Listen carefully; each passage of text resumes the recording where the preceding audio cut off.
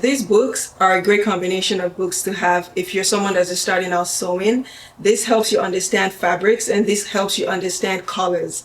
That way you're not wasting your time at the fabric store looking for fabrics and trying to match colors that might not work for you. Hi guys, welcome back to my YouTube channel. On today's episode of Fashion School at Home, we're going to be talking about fabrics. Today's episode is called Understanding Your Fabric. And there are three types of grains that can be found in knitted or woven fabrics. The grains are called lengthwise grain, crosswise grain, and bias grain. The reason why you have to understand the importance of a fabric grain is because it affects the way the fabric is stitched, the way it's cut, and the way that it drapes on the body. On both edges of the warp fabric, you can see the selfage, which finishes the fabric edges and is tightly woven.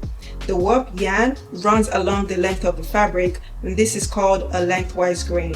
The lengthwise grain is the most frequently used grain line for cutting fabrics, and there are two reasons why. The first reason being that it doesn't have a lot of give, which basically means that it doesn't stretch at all. The second reason is that this grain line is a lot more economical because it has a lot more body than the crosswise grain. The crosswise grain, unlike the lengthwise grain, has a lot more give, which basically means that the fabric drapes differently when you cut it out. And the third grain is the bias grain. This grain drapes a lot more differently and actually a lot more beautifully than the rest because it is cut on a 45-degree angle.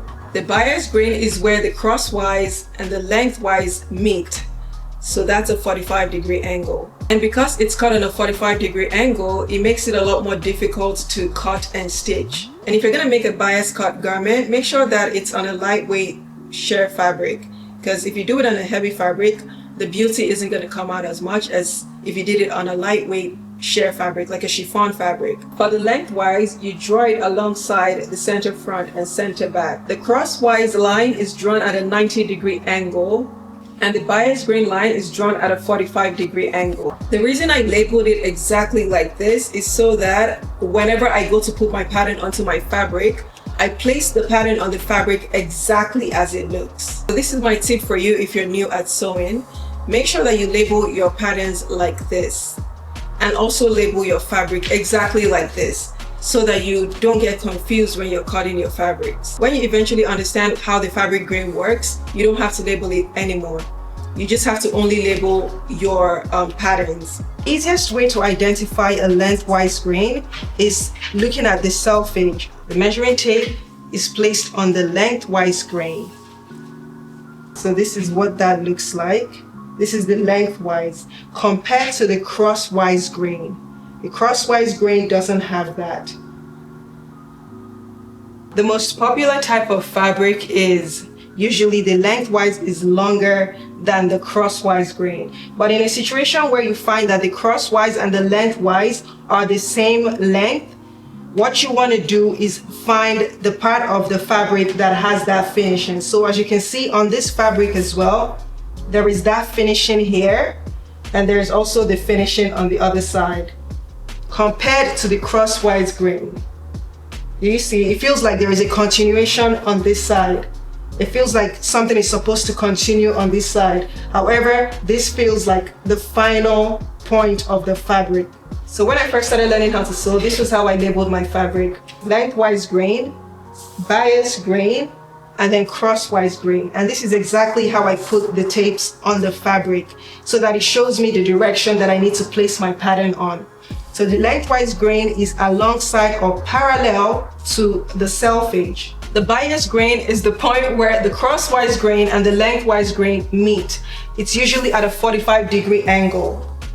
And the crosswise grain is right here at a 90-degree angle. And I put it exactly like this because this is how it looks on my pattern. I also label my pattern the exact same way. Lengthwise grain matches exactly where the lengthwise grain is. The bias grain matches exactly where the bias grain is on my fabric, and the crosswise grain matches exactly where the crosswise grain is on my fabric. So for example, if I want to cut out my pattern on a lengthwise grain, I put this right on top of the lengthwise grain. So now I can cut out my fabric and I know it's going to be on a lengthwise grain. If I want to cut it on a bias grain, I place it at exactly this point right here, which is a 45-degree angle. And then I cut it out on a bias grain. If I want to cut it on a cross grain, I match the cross grain of my pattern with that on the fabric, just like this. And then I cut out my fabric on a crosswise grain. So if you are a beginner at sewing and you don't know how to label your fabric, you don't know what the lengthwise or the crosswise or the bias grain is, always know that the one that has the finished edges, that's the lengthwise grain. That's the longest part of your fabric too. The bias grain is usually right in the middle, right across from the crosswise and the lengthwise grain. And then the crosswise grain is 90 degrees away from the lengthwise grain. And you should also label your pattern exactly the same way in the beginning when you're still learning how to sew. And so basically, once you mark what you're going to do, how you're going to cut out your pattern, that's how you're going to place it on the fabric. And if I decide, okay, no, you know what, I want to cut it on a bias, then that's how I'm going to place my pattern. And if I decide, you know what, I actually want to cut it on a cross grain, and that's how I'm going to place it on my fabric. Make sure that it's labeled like this so that when you decide what grain to use, you can just simply mark it and then place it on your fabric exactly as you've marked it. So that's basically what you need to know about your fabric.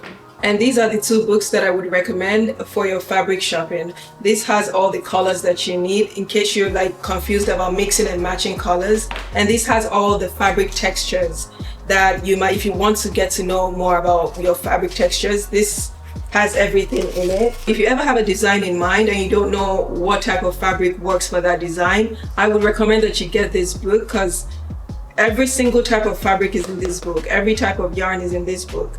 And it helps you understand exactly what fabric goes with what design. That way you don't waste your time buying fabrics, cutting into it, stitching it, trying it on to find out that that fabric doesn't work for that design. So this is definitely this is a book that I recommend if you ever want to start sewing. You have to get this one. This is the best way to understand your fabric. This book is called A Dictionary of Color Combinations.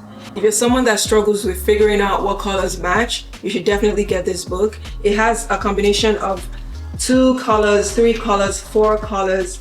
And if you're someone that has already done your color analysis, which is basically figuring out what color matches your skin tone, then you should probably get this book because you don't have to guess anymore. You know exactly what goes with what. You don't ever have to guess about colors anymore. These books are a great combination of books to have if you're someone that's just starting out sewing. This helps you understand fabrics and this helps you understand colors. That way you're not wasting your time at the fabric store looking for fabrics and trying to match colors that might not work for you. So I have this book which basically is for sketching and putting in the details for the fabric, the design, and if you want to have like elements added to the garments that you're making, this book is perfect for that. So if you're just starting off, get this book, get a dictionary of color combinations, and then get this swatch book. And if you want me to do a video showing you a collection of all my sewing books and fashion books, let me know and I will spill the tea because I have a ton of books. Okay, so many books. If you have any questions, ask me in the comment section and I'll try to answer them to the best of my knowledge. This is the end of today's video and I will see you guys in my next video. Bye guys.